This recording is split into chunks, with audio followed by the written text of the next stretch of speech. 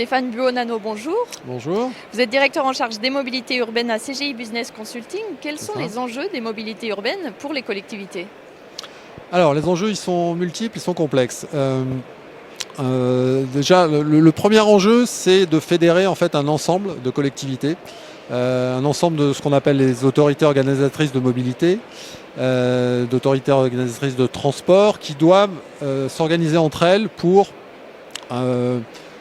mutualiser en fait leurs efforts en termes géographiques d'une part, et d'autre part en termes de type de mobilité.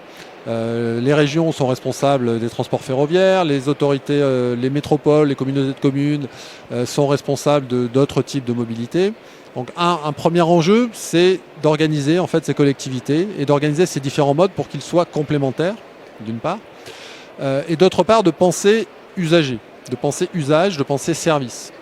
Alors bien sûr, il faut penser, quand on élabore une offre de transport ferroviaire, il faut penser transport ferré, il faut penser infrastructure ferroviaire, maintien de l'infrastructure. Donc ça, c'est des enjeux qui sont forts, mais qui ont tendance à faire oublier en fait l'usager, à faire oublier le service qu'attend l'usager. Et ce qu'attend l'usager aujourd'hui, en particulier avec l'émergence des technologies digitales, avec l'émergence des nouvelles mobilités, c'est d'avoir un service qui soit, comme on le dit, sans couture.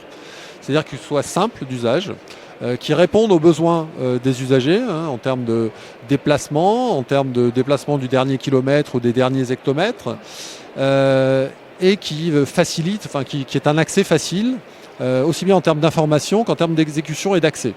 Donc l'information, le premier sujet, c'est que les collectivités s'organisent entre elles pour fournir une information complètement agrégée, multimode, multiterritoire, et qui permettent à l'usager de choisir les meilleures mobilités offertes pour réaliser son déplacement.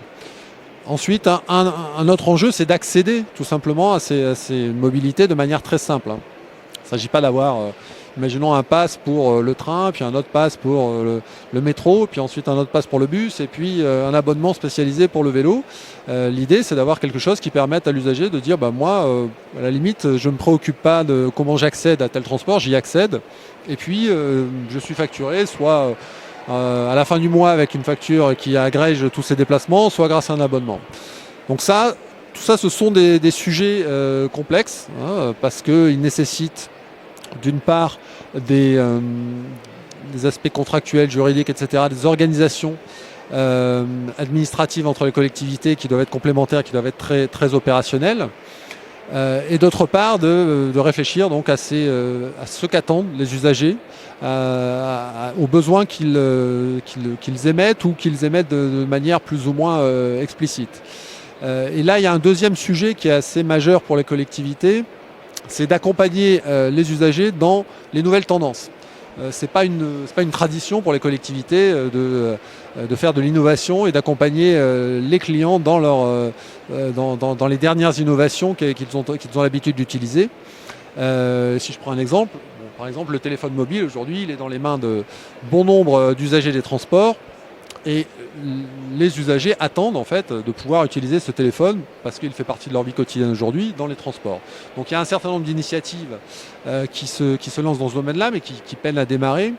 Et on le comprend parce que pour les collectivités, c'est un sujet complexe. Les collectivités jusqu'ici, dans le domaine du transport, avaient l'habitude de travailler avec des transporteurs, à lancer ce qu'on appelle des délégations de services publics ou des marchés pour organiser une offre de service qui était relativement maîtrisé par la collectivité. Aujourd'hui, si on prend l'exemple du téléphone mobile, si on veut lancer un pass téléphone mobile, avec qui la collectivité doit-elle contractualiser? Avec un opérateur télécom, mais alors du coup, quid des autres opérateurs? Avec un constructeur, mais pourquoi pas tous les constructeurs? Avec des développeurs d'applications?